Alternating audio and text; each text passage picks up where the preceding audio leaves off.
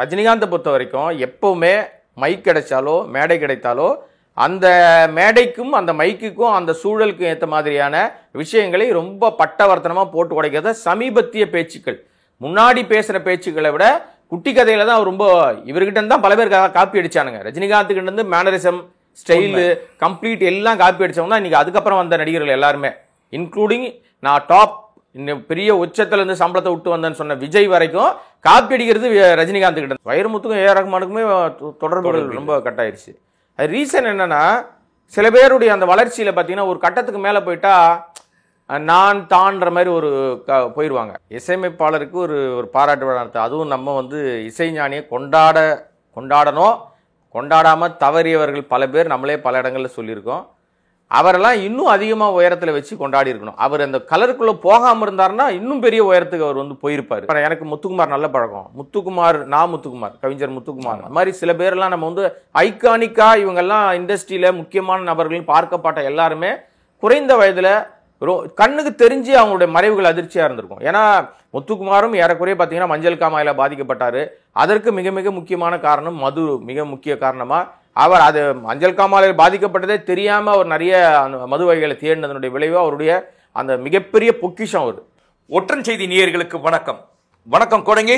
வணக்கம் ஒற்றன், சொல்லுங்க ஒற்றன். சரி, இந்த இளையராஜா அவருடைய பாராட்டு விழா அரசு சார்பில் நடத்தினாங்க. எந்த அளவில் நடந்துச்சு? அருமையாக நடந்துச்சு, பிரமாதமாக நடந்துச்சு. இசையமைப்பாளருக்கு ஒரு பாராட்டு விழா நடத்த, அதுவும் நம்ம வந்து இசைஞானியை கொண்டாடணும், கொண்டாடாமல் தவறியவர்கள் பல பேர் நம்மளே பல இடங்களில் சொல்லியிருக்கோம். அவரெல்லாம் இன்னும் அதிகமாக உயரத்தில் வச்சு கொண்டாடி இருக்கணும். அவர் அந்த கலருக்குள்ளே போகாமல் இருந்தாருன்னா இன்னும் பெரிய உயரத்துக்கு அவர் வந்து போயிருப்பார். அவர் கலரில் போய் மாட்டிக்கிட்டாருன்னு வச்சுங்களேன். இந்த பாராட்டு விழா அவருக்கு வந்து செய்ய வேண்டியது. ஆனால் என்னன்னா இப்போ ஏன் வச்சாங்க அப்படின்ற கேள்வி. அதனால தான் என்னோட கேள்வி என்னன்னா, இளையராஜாவுக்கு உண்மையிலேயே இந்த விழாவில் திருப்தி இருந்துச்சா? ஏன்னா அவர் பேசும்போது ஏன் இந்த திடீர்னு இப்படி ஒரு இது வந்து ஒரு விழாவை வந்து டக்கு டக்குன்னு வைக்கிறீங்க அப்படின்ற மாதிரி அவரோட உரையில் இருந்துச்சு. அதனால தான் அது அவருக்கு வந்து அதிருப்தியாக என்ன ஏன்னா அன்னைக்கே தான் வந்து விஜயோடைய அந்த ரோட் ஷோவில் அது நடந்துச்சு. அதனால ரோட் ஷோ கிடையாது, அவருக்கு ரோட் ஷோலாம் பர்மிஷன்லாம் தரல. அப்படிலாம் நீங்கள் வந்து ஒரு நரேட்டிவ் செட் பண்ணாதீங்க. அவரை வந்து போய் பரப்புரை மேற்கொள்வதற்கு இடத்துல தான் கொடுத்துருக்காங்க. இந்த இடத்துல பேசுன்னு அவரா ரோட் ஷோ ஆக்கிட்டாரு. அதுதான் வழக்கு வாங்கியிருக்காரு. அதுதான் சார், மாநாடுன்னு சொல்லிட்டு பொதுக்கூட்டம் நடந்துச்சுல, வழக்கு வாங்கியிருக்காருங்க அவரு. அது வழக்கு, அதை பத்தி பேசணுமா? இப்போ நான் கேட்கறது என்னன்னா, அன்னைக்கே வந்து இது நடத்தினாங்களா, அதை டம்மி பண்ணுவான்னு எதுனா அந்த மாதிரி எதனா இல்ல. இளையராஜா வந்து அந்த அர்த்தத்துல கேட்கவே முழுசா கேளுங்க. அதை அவர் என்ன சொன்னா, ஏன் எனக்கு பாராட்டு விழா பண்ணீங்கன்னு எனக்கு தெரியலன்னாரு. ஏன்னா எப்பவுமே வந்து அவரை எப்ப பாராட்டுறதுன்றத அவர்கிட்ட சொல்லிட்டு பாராட்ட வேண்டிய அவசியம் இல்லை. இன்னொரு விஷயம், ஒருவேளை அப்படியே அந்த மாதிரியான ஒரு நெரேட்டிவ் செட் பண்ணணும்னு இவங்க பிளான் பண்ணியிருந்தா கூட எல்லா கலைஞர்களையும் அந்த அட் அ டைம்ல மீட் பண்றது, அங்க செட் பண்றதுன்னா அவங்களுக்கு முன்னாடியே டைம் வாங்கி இருந்திருக்கணும். அதுல பாத்தீங்கன்னா திரையுலகத்தினுடைய பிரம்மாக்கள்னு சொல்லக்கூடிய பிரம்மாண்ட நடிகர்கள் அனைவருமே ஆஜர். நீங்க கமலஹாசன் ஆஜராகி தான் ஆவார். ஏன்னா அவர் கூட்டணியில் இருக்காரு. திமுக சார்பில் அவர் வந்து மேல் சபை எம்பி ஆயிருக்காரு, ராஜ்யசபா எம்பி ஆயிருக்காரு. அதனால அவர் வந்து அங்க எழுதப்படாத விதி, எங்க கூப்பிட்டாலும் அவர் வரணும்னு வச்சுங்களேன். இனி ஒரு 6 வருஷத்துக்கு அவர் அப்படிதான். அதுக்கப்புறம் என்ன பண்ணுவாருன்னு தெரியாது. ஆனா ரஜினிகாந்த் அப்படி கிடையாது. இல்ல, ரஜினிகாந்த் வந்து இந்த பக்கமும் பேசிக்கிறாரு, அந்த பக்கமும் பேசிக்கிறாரு, மேலையும் பேசிக்கிறாரு, மோடி சைட்லயும் நல்லா ஒரு ரேப்போ மெயின்டைன் பண்ணிக்கிறாரு. அவரை நீங்க எந்த பக்கத்து ஆளுன்னு கணிக்க முடியாத அளவுக்கு இருக்காரு.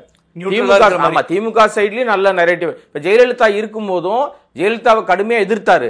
அதே நேரத்தில் ஜெயலலிதாட்டி நல்ல ஒரு நட்புறவோடும் இருந்தார். ஏன்னா மகள் கல்யாணத்துக்கு வந்து எப்படி போய் நோட்டீஸ் கொடுக்கலாமா வேணாமான்னு தயங்கி போய் கொடுக்க போக மாதிரி இவர் வராருன்னு உடனே அந்தம்மா வாசல் வரவேற்றதெல்லாம் வரலாறு.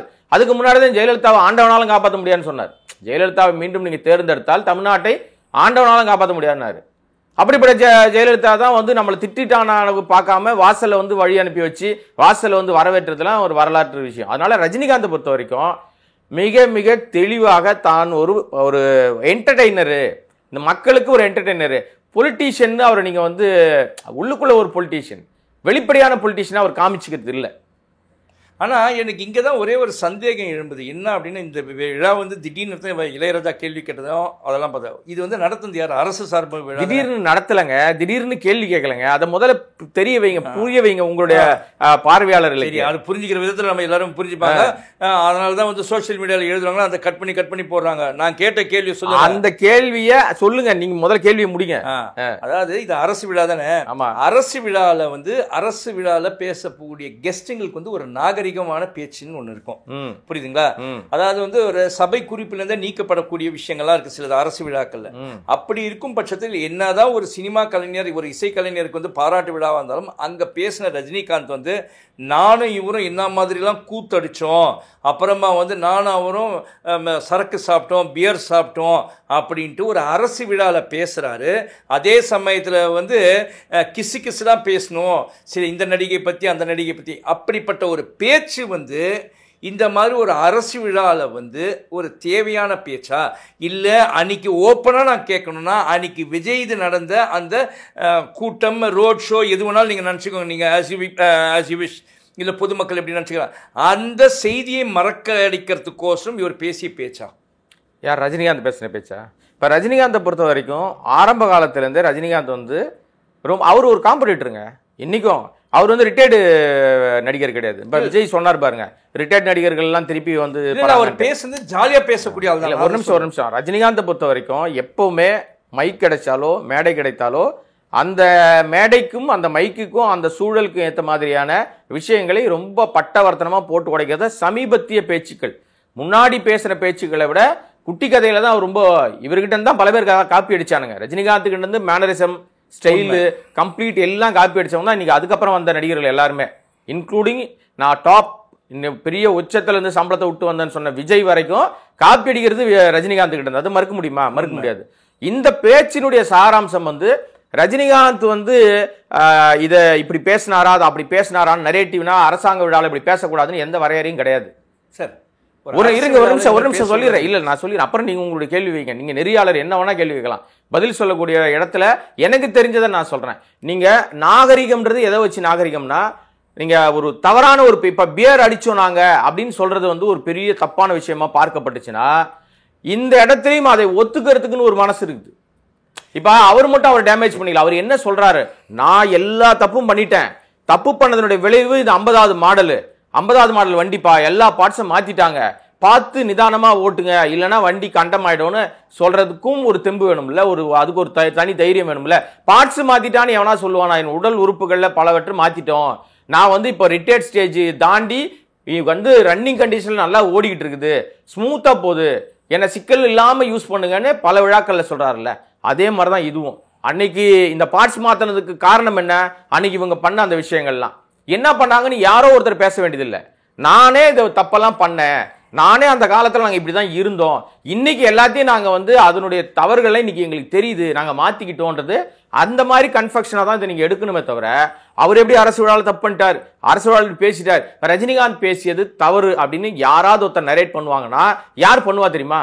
விஜயினுடைய தற்குறிகள் கூட்டம் தான் பண்ணும். இல்லைங்க, நான் அதை நரேட் பண்ணுறதுக்கு சொல்ல சார், அவர் ஜாலியாக பேசிது சாதா ஒரு விழாவில் அந்த மாதிரி பேசினா ஜாலியாக போயிட்டுருக்கோம். ஒரு அரசு விழாவில் வந்து ஒரு மதுவை பற்றி நான் அதில் ஜாலியாக இருந்தோம் அப்படின்னு சொல்கிறது வந்து ஒரு அரசுக்கு வந்து அது அரசு விழாவில் பேசுறது ஒரு நாகரிகமான பேச்சு கிடையாது. இதில் தவறு எனக்கு தெரிஞ்சு இதில் ஒன்றும் தப்பாக தெரியல. ஆனால் இன்னொன்று, இதே ரஜினிகாந்த் தான் இதே மாதிரி ஒரு திமுக புத்தக வெளியீட்டு விழாவில் ஓல்டு ஸ்டூடெண்ட்டை பற்றி பேசி பெரிய பஞ்சாயத்தெல்லாம் நடந்துச்சு. ஆக அது என்ன சொல்ல வராரோ அதுல இருந்து இன்னொரு கண்டென்ட்டை நம்ம எடுக்கலாம், இன்னொரு விஷயத்தை வந்து நம்ம புரிஞ்சுக்கலாம். இப்போ ரஜினிகாந்தும் இளையராஜாவும், இப்போ இளையராஜா வந்து சாமியார் மாதிரி இருக்காருன்னு சொல்றாங்கல்ல, ஆன்மீகத்தில் ரொம்ப ஊறி போயிட்டாருன்னு. அவர் வந்து ஒரு காலகட்டத்தில் பயங்கர அட்ராசிட்டி பண்ணவர்னு யாருக்காவது ஆதாரத்தோட சொல்ல முடியுமா? அவர் சார்ந்த நபர்கள் அந்த வயசு ஒத்தவர்களுக்கு தான் தெரியும். இன்னைக்கு இருக்க 2K கிட்ஸ்க்கு ஜென்சி கிட்னு ஒன்று சொல்றாங்க பாருங்க, அதெல்லாம் கூட எனக்கு புரியல. அந்த மாதிரி குரூப்புக்கு இவங்க வாயாலே ஒரு கன்ஃபெஷன் கிடைக்குது இல்லை, இவங்க வாயாலே இவங்கெல்லாம் இப்படி இருந்தவங்க, ஆனா இவங்க பாரு அதெல்லாம் இருந்தா கூட அடுத்தது சூழலை மாத்தி தன்னுடைய உடல்நிலையை சரியா வச்சுக்கிட்டு இந்த ஏஜ் வரைக்கும் இவங்க டிராவல் பண்றாங்க. நாம அதுக்கு அதுல பண்ண தவறுகள் தான் இவங்களுக்கு உடம்புல இவ்வளவு பிரச்சனைகள் வந்திருக்கு அப்படின்றத புரிஞ்சுக்கிறதுக்காக தான் நான் அப்படி ஃபீல் பண்றேன். இதை நரேட்டிவ் செட் பண்ணி தப்பா பேச நினைச்சாலும் பேசலாம், மாத்தி பேச நினைச்சாலும் பேசலாம், ரஜினிகாந்தை டேமேஜ் பண்ணாலும் பண்ணலாம். ரஜினிகாந்த் மட்டும் இல்ல, திமுக அரசாங்கத்தையே கழுவி ஊத்தினாலும் ஊத்தலாம். ஆனால் இந்த விழா தான் வந்து இவர் நம்ம ரோபோ சங்கர் கலந்து கொண்ட ஒரு பெரிய விழா. அதுதான் இப்போ சமீபத்தில் பாவம் வந்து மிக பெரிய விழா. ரெண்டாவது வந்து அந்த இழப்பும் தமிழ் இண்டஸ்ட்ரிக்கு வந்து அந்த அந்த காமெடி ஜானர்ல அதுவும் வந்து அவர் அந்த வேலைன்னு வந்துட்டா வெள்ளைக்காரன் படத்தெல்லாம் பார்த்தீங்கன்னா ரொம்ப எக்ஸ்ட்ராடினரியான பெர்ஃபார்மன்ஸ். என்ன லூஸ்டாக் விடுவாரு, பட் ஆனா நல்ல மனிதர்.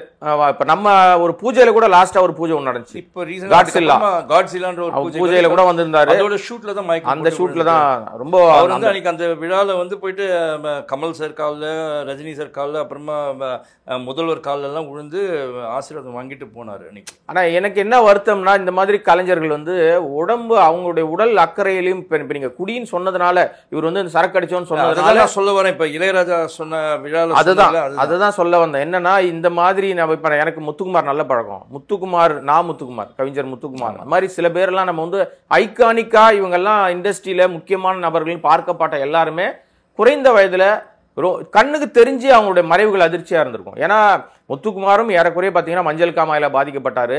அதற்கு மிக மிக முக்கியமான காரணம் மது, மிக முக்கிய காரணமா அவர் அது மஞ்சள் காமாலையில் பாதிக்கப்பட்டதே தெரியாம அவர் நிறைய அந்த மது வகைகளை தேடினதனுடைய விளைவு அவருடைய அந்த மிகப்பெரிய பொக்கிஷம். அவர் தமிழ் சினிமாவுக்கு ஒரு எழுதின பாடல்கள் பெரும்பாலும் மதுவை வந்து அளவுக்கு மீறி ரொம்ப குடிச்சு சரியான இவருக்கும் வந்து இல்ல கடந்த ஆண்டு வந்து மஞ்சள் காமாலை பாதிக்கப்பட்டாருங்க. ஏன் சொல்ல வரேன்னா, முத்துக்குமார் எப்படி ஒரு சிக்கல் இருந்துச்சோ அந்த சிக்கல்ல கொஞ்சமும் குறையாம தான் ரோபோ சங்கருக்கும் மஞ்சள் காமாலை.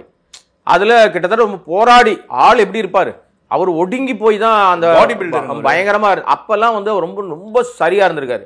அதுக்கப்புறம் கொஞ்சம் வசதிகள், புகழ், வாய்ப்புகள் அது இதெல்லாம் வந்த பிறகு தன் உடல் நிலைய கவனிக்கிறதுல எங்கேயோ கோட்டை விடுறாங்க. இப்ப பாருங்க, அந்த குடும்பம் அவர் 46 வயசு தான் ஆகுது. அந்த குடும்பம் எவ்வளவு ரொம்ப சிரமத்துல இருக்கும், வருத்தத்துல இருக்கும்.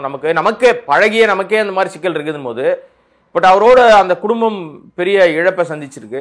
அதனால நடிகர்களா இருந்தாலும் சரி, யாரா இருந்தாலும் உங்களுக்கு ஒரு குடும்பம் இருக்கு. எது தேவையோ அதை தேவைக்கு தக்கதான் யூஸ் பண்ணணும். அமிர்தமே இருந்தாலும் அளவுக்கு மீறினால் அது நஞ்சா மாறிடும். அது ரொம்ப வருத்தமான ஒரு விஷயம் தான். அதனால ஒரு பேசின விஷயம் வந்து தான் அப்படி இருந்தோம், அதை வந்து அவரு அந்த இடத்துல வெளிப்படுத்திருக்காரு. அவ்வளவுதான். ரைட். அப்புறம் அடுத்ததா ஒண்ணா, இளையராஜாவின் ஆரம்ப காலத்தில் பாடலாசிரியராக இருந்தவர் வந்து கவிஞர் வைரமுத்து. ஓகேங்களா? ஆனால் இந்த இளையராஜாவுடைய 50வது ஆண்டு இந்த பாராட்டு விழாவில் வந்து வைரமுத்து வந்து கலந்து கொள்ளவில்லை.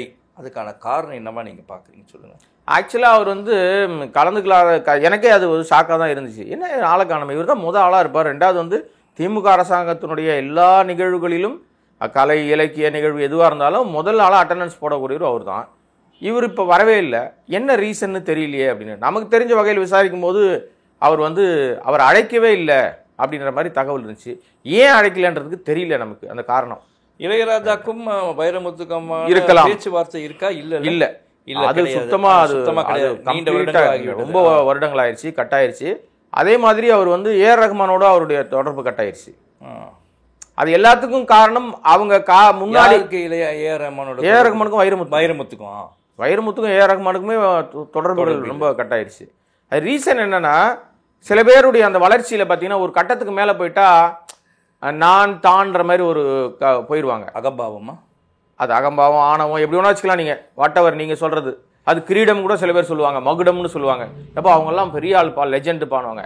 அந்த லெஜெண்ட்ன்ற வார்த்தைக்கு சரியான அர்த்தம் என்னன்னா, எவ்வளவு உயரத்துல இருந்தாலும் நாம வந்த பாதை என்னன்னு திரும்பி பார்க்கறோம் தான் லெஜெண்ட். என் பார்வையில, மற்றவங்க எப்படி நினைக்கிறாங்க தெரியாது.